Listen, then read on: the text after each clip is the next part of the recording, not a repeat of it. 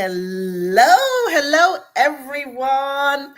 Welcome again to another great episode of School Life Ready Talks, where we talk about all things pertaining to child development and anything to do with special needs, special education.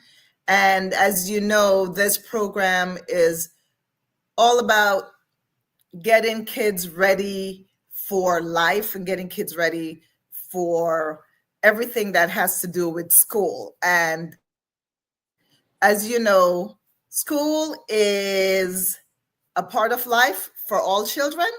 And in order to be ready for school, you have to be ready mentally, physically, and socially, emotionally. So tonight, before we get into our heavy topic, I'd like to reintroduce my co-host, Jen, the parent. Hello, everyone. I hope that you all are having a great break. I know it's a lot as a parent, but we're making the best of it, I feel like.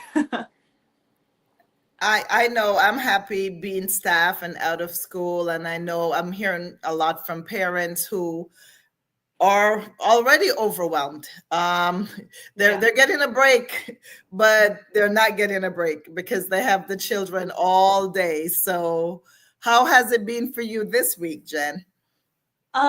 So we had a short week, as you know, we were out of town, so that was exciting and new. But since we've been back, they've been in their vacation Bible study. So they've been fairly busy doing that. We haven't had enough time back to give you like a good data point, but we've been busy. Yep, we've been busy. So, when you went away, did you take a little trip? Like, was it a family trip, or was it like planned vacation? That time that you said you had a short week in town because you went away, was it fun that you went away for, or was it business, or what Yeah. was the nature of your trip, if you don't mind? Yeah, so it was definitely spontaneous. And it was a fun trip. We actually visited many different beaches in the little area that we were in. So we were able to explore, the kids were able to see, they were able to catch a puffer fish, which was really dangerous. We have pictures with starfish that we found along the coast. So it was a learning experience for my kids. We were on the west side of Florida, and it's really sad to see how the hurricanes have affected these areas. I spoke with a woman who was walking, and she shared with me that this one hotel had actually been redone twice at that point, and they didn't know if they were going to continue to invest because the hurricanes were just washing it out. So we talked a lot about that with the kids, and just having our little science science nights, if you will. So, how did the boys relate on the trip? Were they able to have a good time? Did they enjoy the experience? Did you have to employ any special strategies with them? How would you describe their time there? Yeah, so in the car, the Hug Me blankets came in handy. My oldest loves hugs, and since I was driving, I couldn't give him that, and that came in handy. Stuffed animals were also great for the trip. It does take up a lot of space, so I think just giving them, two or three at most, because, well, for me, I have two kids, so it takes up a lot of space. But so yes, and then I learned a lot. I didn't realize how much my oldest loves planets and how much he knows about the stars in the sky, and and that was just a great, wonderful experience to be underneath a clear sky and him give me the facts that he's learned in science. So it's definitely something that I want to explore with him. Now that I know that he's loves planets, astrology, if you will. Oh, awesome. So, with that being said, so we have been on our trend and topic of decreasing screen time. Yep. And this week, you were able to do a lot of outdoorsy things and Yeah. incorporating nature into your daily agenda. So I think that is amazing. Just getting away for how many days did you guys go for? We went away for 5 days. What? That was a long, that I was a know. long trip. It was a long trip. I thought you were gonna say, "Oh, we were out of town like for 2, 3 days, 5 days." So y'all drove to the beach and spent you stayed on the beach or you traveled to So, the beach daily? no, so we stayed on the beach. It was more of a marina town, and with that, it has its smell of dead fish. And my kids, being the sensory children that they are, were not going to play in that water. So I quickly had to figure it out. And we drove down to Crystal River. We were only about 45 minutes away from there, and that was beautiful, but the water is freezing there.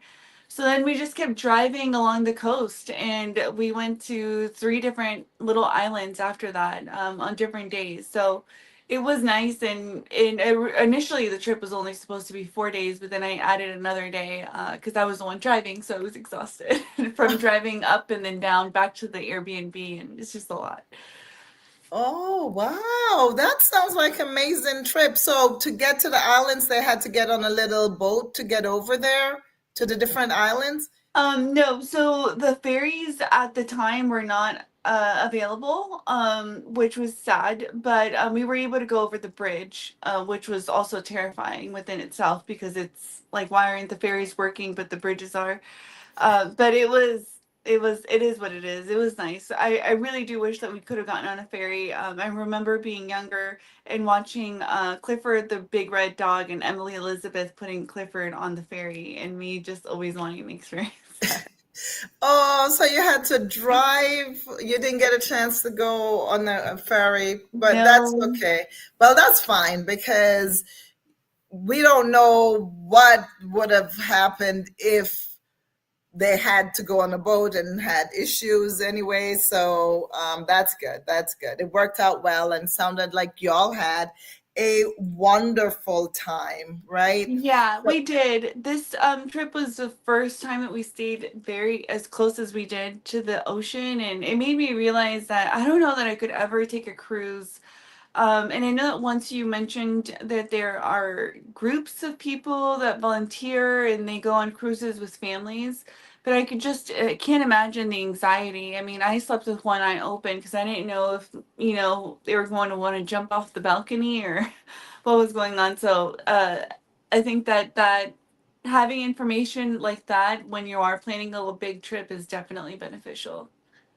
yeah, and there are if you ever decide to go on a cruise, there are certain cruise lines. I think Disney Cruise Line is one of them, but that do help with children with disabilities. So if anyone out there is planning on a cruise, you can definitely look into the cruise lines children with disabilities options so you can learn what is available to your child and your family if you are going on a cruise with children with disabilities. But although Jen didn't go on a cruise, No, and it's just very close to the ocean. I can just can't imagine what that must be like. but that's what I would say. I think you guys will be very prepared to go on a cruise because there's so much information and support that's out there for families with children with disabilities or with young children.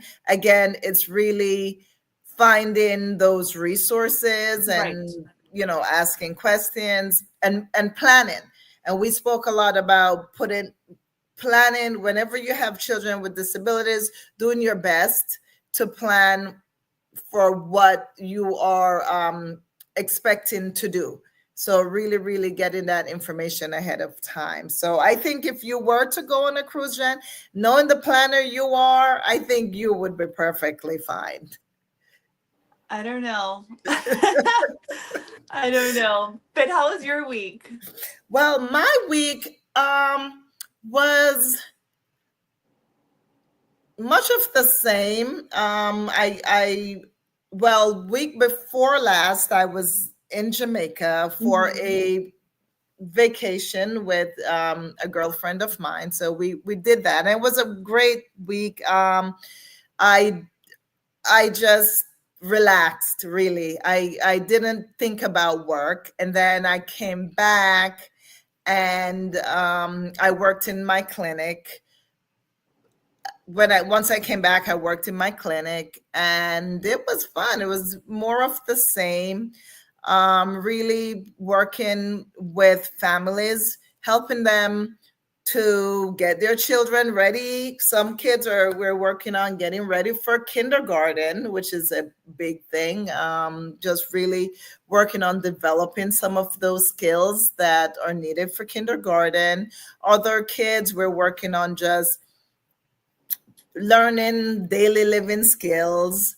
And some kids are, they've been with me for a while, and we're kind of maintaining um, just steady growth in different developmental areas. So yeah, it's been great. And I love being with kids. Yes. I love working, and I love helping families in whatever way I can. Even if it's not occupational therapy related, just helping families navigate the insurance system, navigating the school system. I love doing that. I think that is my purpose in life, and for that reason, I truly, truly, truly love what I do. And I am on a soapbox. So just recently, I've been having conversations with parents Mhm. who are they're well, let's put it this way. When children are diagnosed with having a disability, it's normally after they've entered school, Mm. because that's when the challenges start showing themselves as it pertains to learning, right? And school performance. So a lot of parents that I work with, their issues or their concerns with their children are typically how they're doing in school.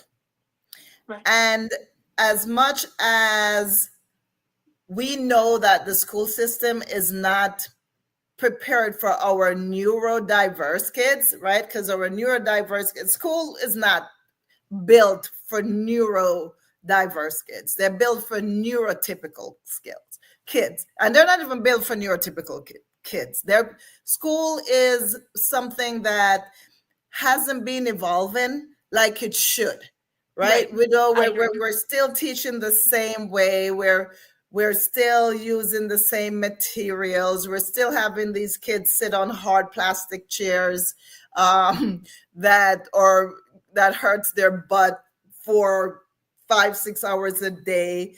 But we are making changes, as because I consider myself an educator as well, and I think we're starting to put certain things in place within the school environment and within the curriculum to really meet a diverse needs for children. So we call that universal design, right?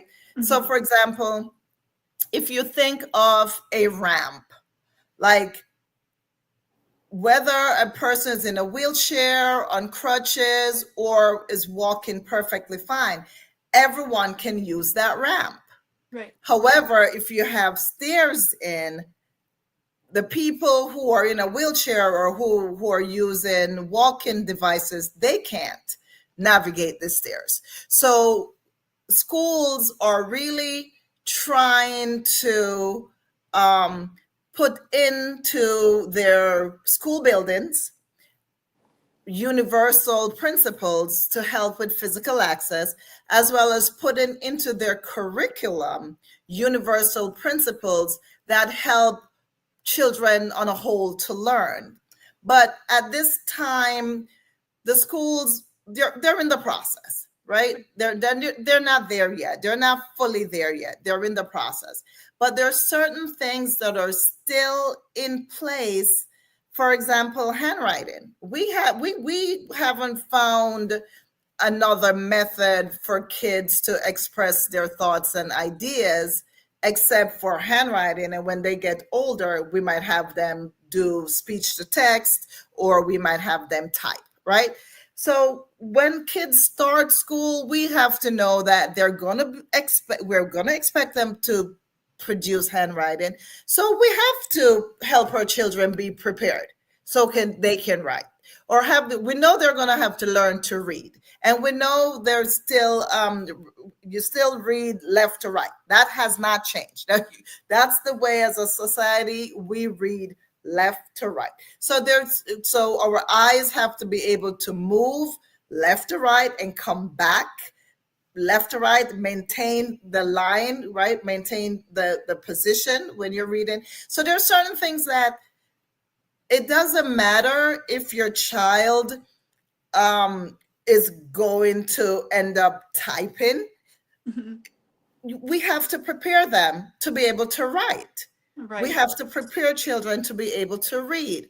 And all these things that we expect the kids to do. Development, physical development is important. Our eye muscles have to work properly in order for us to read. Our hand muscles have to work properly in order for us to write. Our brain thought processes, our language development has to be together in order for us to be able to put our thoughts in paper. So there's so many different things that we have to get our children prepared to do. So my role as an occupational therapist is to help parents help their kids to be school life ready. And that is the purpose of my show. That is the purpose of my work, just really helping children to be able to be productive in school and outside of school. So I'm here with you guys from birth till the end of school, right? After high school. That's right. Yes, it's about building their confidence. I mean, we want them to be confident in everything that they do so that they can continue to push themselves forward. So I completely agree with you. Exactly. So we're talking about physical development, mental development, social emotional development. All these things are key.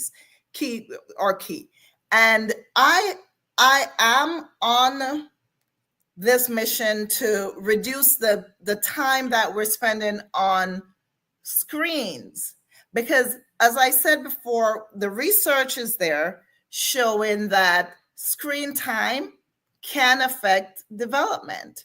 Right. And the research is also there that physical movement helps with brain functioning. It helps with attention.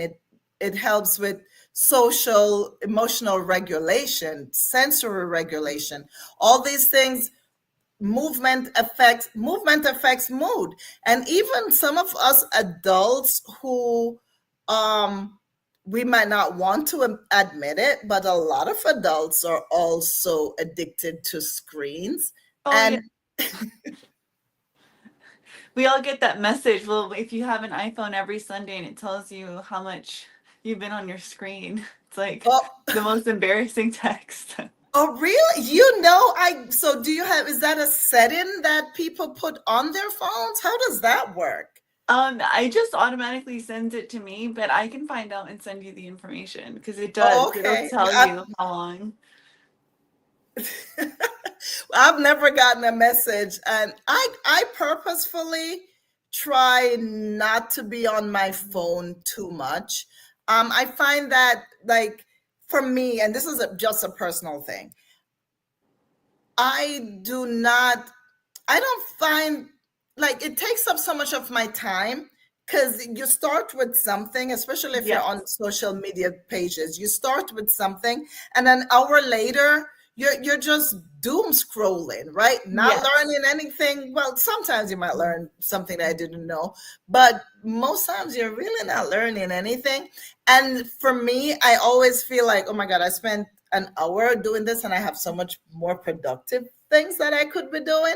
So I try not to be on my phone. On Sundays, I put my phone, I rarely take my phone away. So for anybody who's like, wait, I've been trying to reach her on a Sunday and I can't, that's because I don't have my phone with me. I I can, love that. I I put it love away. Yeah. That's the way to do it. Is just to put it away, put it in a dresser, in a cabinet, whatever, and just don't pick it back up until it's time to charge.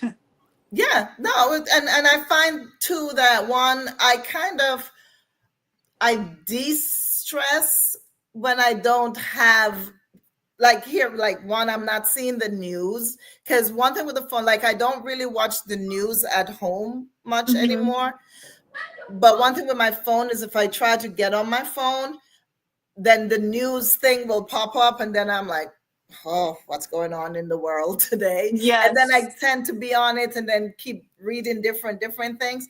Right. So when I put the phone away, I get to kind of push things aside that I won't have it on my mind. And then I can be more present in the Right. moment with myself and my own thoughts and my own ideas, and not necessarily just be taking in things from the outside world. So And I, that's I so definitely important. like doing that. Yeah, that's so important. That's self-care to the max. That is self care. That is self care. And we need to practice more self care, especially moms. Um, we need to take time for ourselves and kind of de stress and detach Right. sometimes. But guess what? In the same way the screen affects us mentally, it affects our children as well. Right. And there's so much research out there that is showing that kids aged to 12 spend about 5.5 hours a day on Wow. screens. Wow. So That's we like a have how many part-time waking? job. Yeah, yeah, right? Yes. 5.5 hours? I think that is long. Oh my goodness. So, and that doesn't count, and that's on entertainment alone. During the school, when there's no school, I'm pretty sure it's longer. Oh yeah. Yeah, it's probably longer. And now a lot of our schoolwork is online, It is. A so lot of it is online. we're using a lot of screen time. And you know, it's like the screen produces dopamine, and they feel good when they're on the screen. It's when they're off the screen then it Yeah. becomes an issue. A big issue. Like they believe that they should be entertained. If they could swipe and swipe and swipe in real life, they would totally do that. I mean, yes, I totally get it. But screen has become an issue, and parents, I'm sorry to say that it's because you allow them, or kids, because kids don't have anything unless you give it to them. So it's the parents, right? Right. It's us as parents.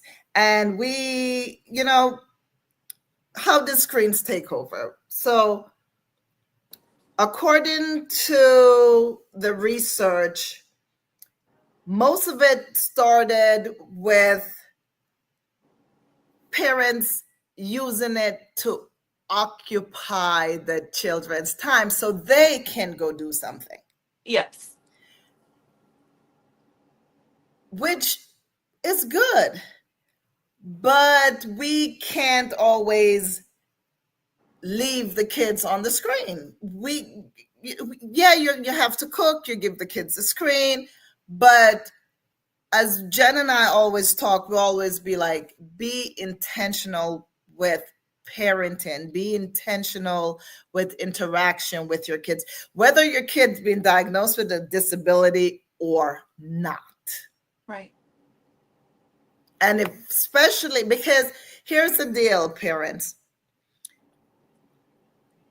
The disability doesn't show up immediately. The disability shows up when the environment changes, right? Right. So that's why most times we don't see a disability until the child starts school, because that's when you're realizing, oh, they're not answering questions like they should, or they're not giving, they can give eye contact, but they're not maintaining it in Yes. a reciprocal fashion. They're not socially appropriate with their peers and adults, or they have difficulty staying on task, initiating tasks, planning tasks, like all those things that are required for school functioning. The disability shows up then. So that's why we can't wait till our kids start school to go, oh, let me see where he's having an issue. We have to start interacting early with our children so we can, because a lot of times, and I've heard parents say this, they'll say, oh, I knew something was wrong from he was 2 or 3, but, and I'm sorry, I said he or she, but truth be told, it's mostly boys. Um, Yes. it's, Yes. it's mostly boys. The girls rarely, and I don't want to minimize disability in girls, because there are a lot of undiagnosed disabilities in girls, but it's typically boys that we tend to pick it up faster with the boys. Right. So I've seen where parents was like since he was 2 or 3, I noticed this was off, but the doctor said he would grow out of Yes. it, right? Isn't that a Yes. common one? The doctors say he will grow out of it. And Yes. we always say, follow your gut. Follow your gut, parents. Follow your gut. So, but if you have your baby on the screen all the time and you're not interacting most of the time, Then then how you're would you going to know? really miss it. Yeah. Yeah, then there's no way to know what's going on with your child, and it's nearly impossible to collect data. And I think that when it comes to children with disabilities, collecting data is very important to have that information, because things do turn around quickly, whether good or bad. And you just want to, be able to figure out what was that trigger and work through that. Exactly. You can't collect data on, and when we say when we say collect data, it sounds scientific, but we just mean observations. You're Yes. not going to observe the symptoms or the deficits that your child is exhibiting, because that tablet is, unlike Jen's phone, who tells her that she's been on the phone for how many hours. That tablet is not going to let you know that your child was not answering questions, Or stimming, or or their child was stimming, or your child was experiencing rapid eye movements while they were staring at the screen. So it's important, parents, for you to limit the screen. And if you are using the screen, find a way to make it interactive, or find a way to incorporate movement. And so tonight, we are going to be sharing some tidbits on how you can reduce the screen time and improve your interaction time. And please grab paper and pen, because for those of you who might think, oh, my child is already addicted, because I know there are parents who know that their children are addicted to the screens already. Um, and there are parents who have young children, just 2 years old, now that they started having the screen be a very important part of their playtime. I want for you tonight to take heed, um, and start being very intentional about reducing your screen time. So I'm going to be sharing some little tips that you can incorporate during your day. And so get pen and paper, and I have them written down, so I might be reading them off. They're not coming off the top of my head. I compile them for you guys tonight so that you guys can really, really be intentional about improving your child's activity and decreasing your screen time. So let's talk about, first of all, the effects, right? What does the screen time actually do? So the research shows that screen time stimulate the brain's reward system. They light up dopamine and makes the child feel good. So it is entertaining and it's feeling good to the child while they're on the screens, right?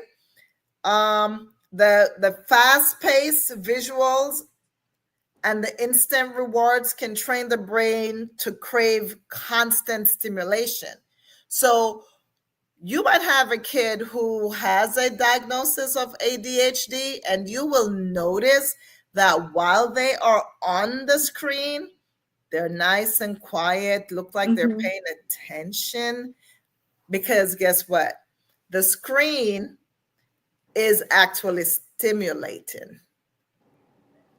So the screen, so during that moment, while they're on the screen, you'll be like, oh, he has good attention span. Look how long he can be on this game on for, right? Mhm. But then when it's time to do schoolwork, it's not the same. When it's time to get to clean up their toys after they're finished playing, it's not the same. Their attention is different, because the actual real life activity does not provide the same kind of stimulation. So that's what the brain does. That's how screens affect the brain. And Jen and I spoke about this last time, about boredom and how important boredom is. Screen time makes it harder to tolerate boredom. Oh So yeah. it makes it harder for your kid to engage him or herself, because being on the screen makes it hard for delayed gratification, or to stick with something that is slower paced rewarding, right? The screen gives that instant gratification, and because of that, your child has a harder time tolerating boredom. So again, those are the effects that the screen time is having on your child's brain. So don't think for a moment that screen time is not detrimental to your child's development and eventual school functioning skills. Screen time is detrimental. The research is out there. There's a study that was done in 2012 that connect excessive screen exposure in young children to shorter attention span. Wow. Yep. So it's there. It's not me. It's not just, no, I've always said that I see it in the kids that I work with. Yeah. But this is there's, as I said, there's so much research um, that is linked to that. And so we know screen time affects brain, but it can also affect the body and the sensory system, right? So if you think about it, you're on the screen most of the time scrolling.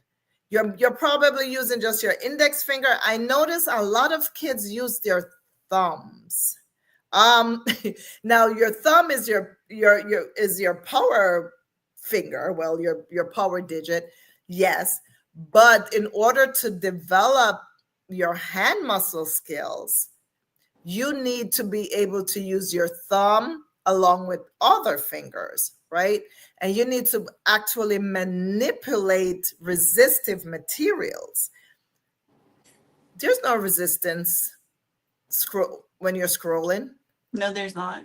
No. So those intrinsic hand muscles that's required to grip something, or those fine motor skills, sensation that requires to turn the page off a book, you're not developing that on the screen, right? You're not developing that on the screen. So being on the tablet also affects your child's fine motor skills. So it's not just the attention um, and the cognitive abilities that the screen being on screens is affecting. It's also affecting your motor skills. It's affecting your ability to develop balance, coordination, and overall full body awareness because you're Mhm. sitting down scrolling.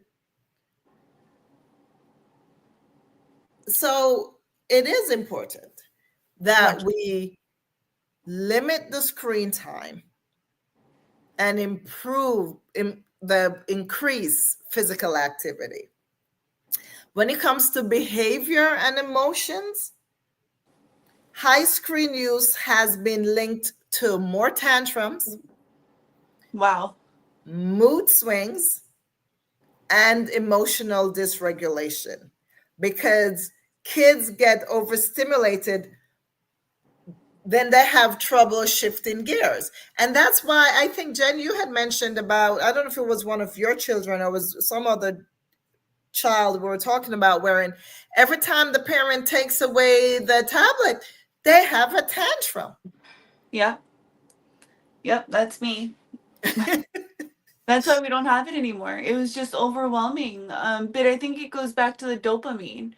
It was giving this false sense of dopamine, and whenever it was taken away, it was like taking away a drug where they just were out of control and uncomfortable, I think, in their own bodies because they are not understanding why you're taking it away. I mean, it's something that they've grown up with, and they see everyone all around them have it, and you're the meanie taking it away, and they're not understanding, and their brains and their bodies are telling them to keep it.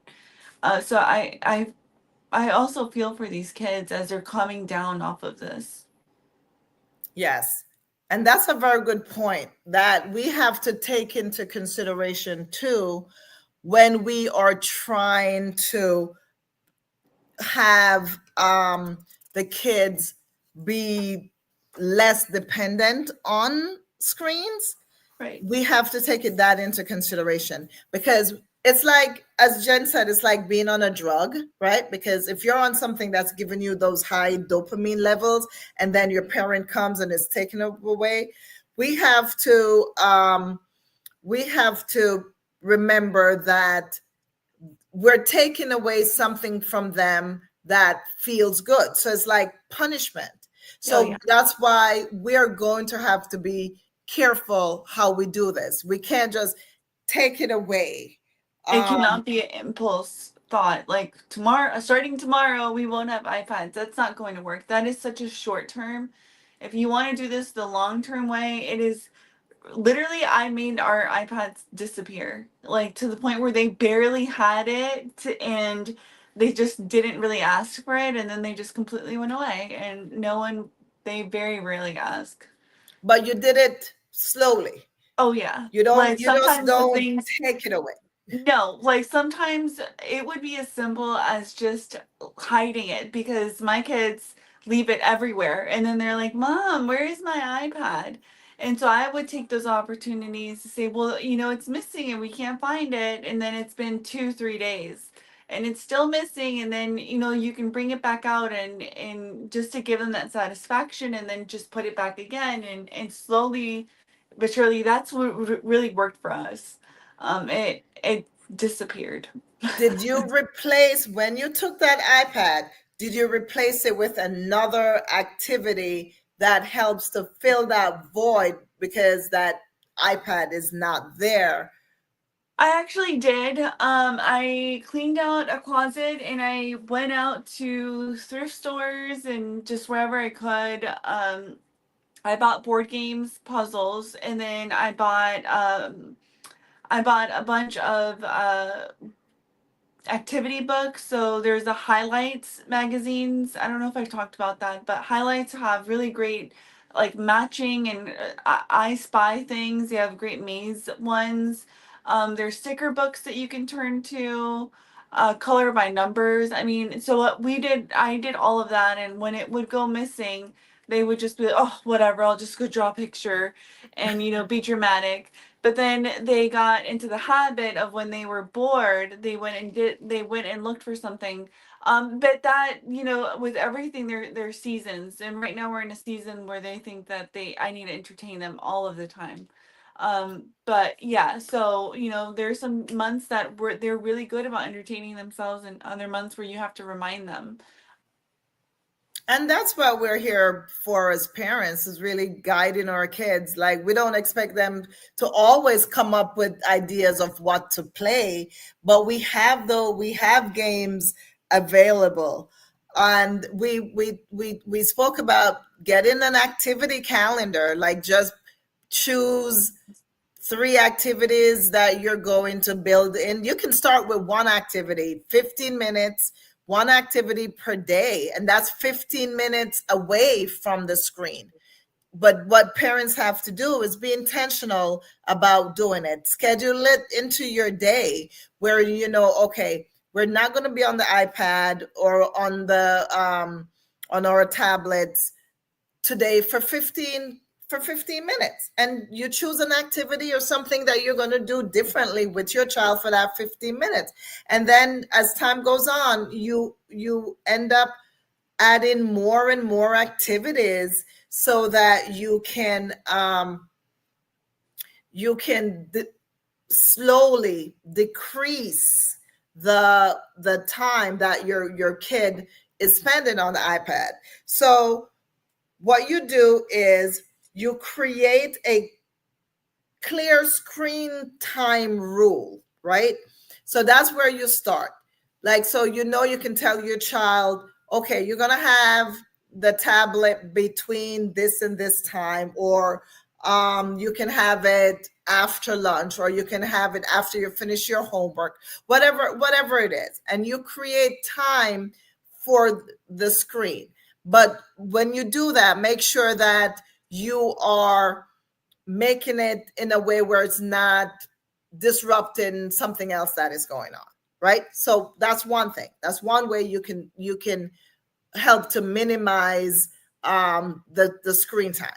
Now, if you're talking about if you're one of those parents where the kid is on the tablet for the 5.5 hours that the research says your kid is on the tablet for, you can start reducing it to 5 hours, right?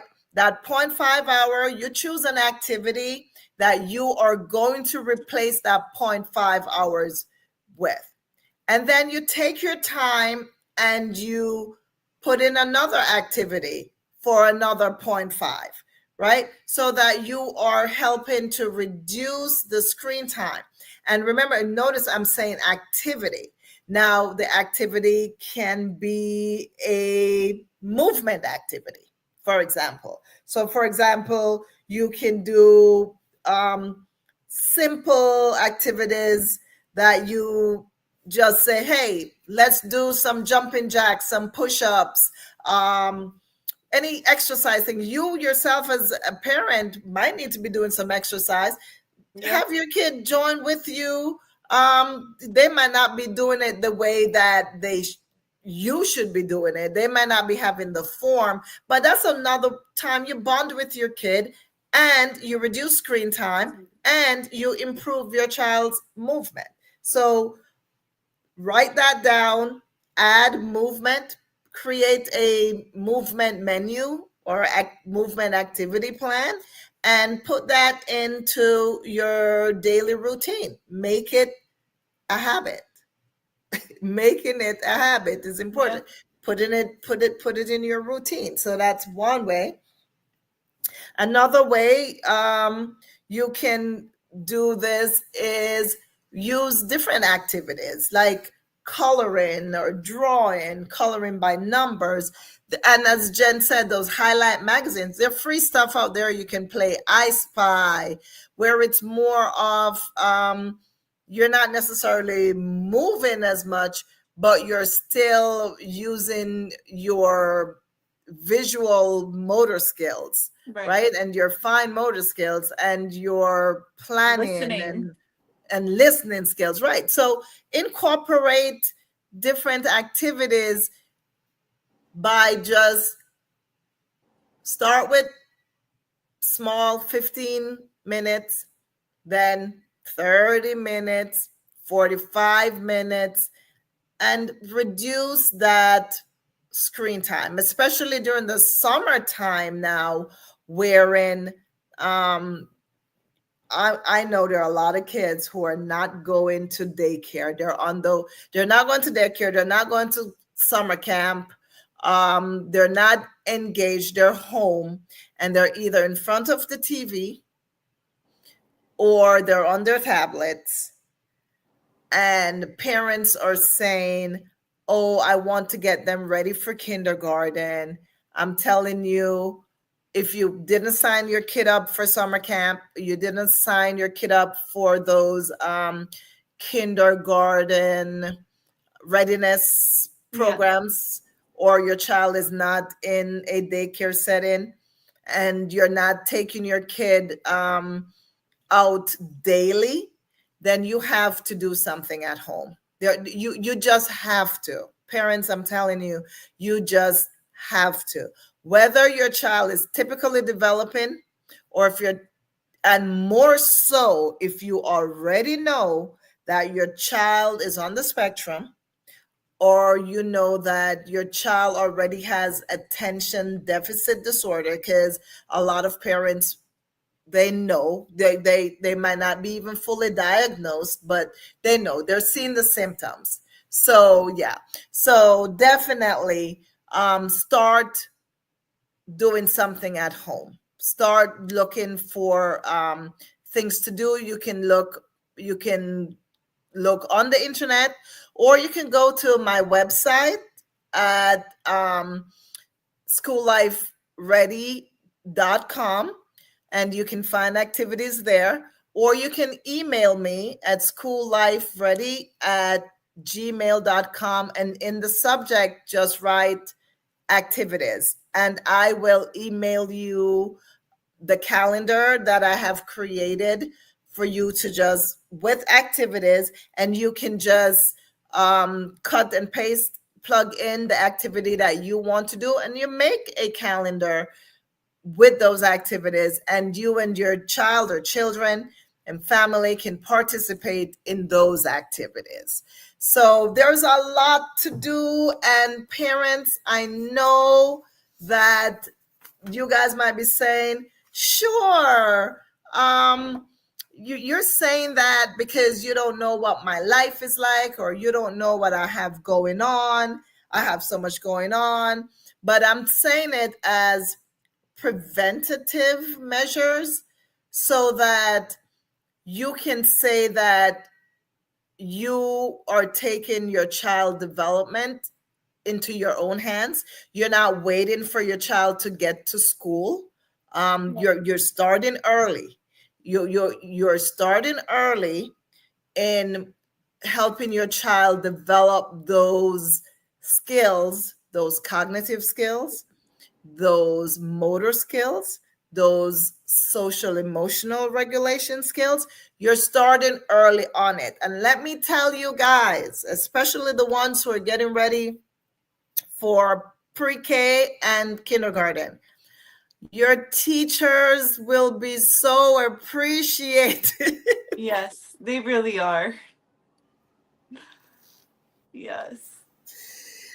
Your teachers will be so appreciative because when the beginning of the school year, you guys, kids are from all levels are coming into pre-K and kindergarten, and it makes life so much easier for your kids as well as their teachers when parents,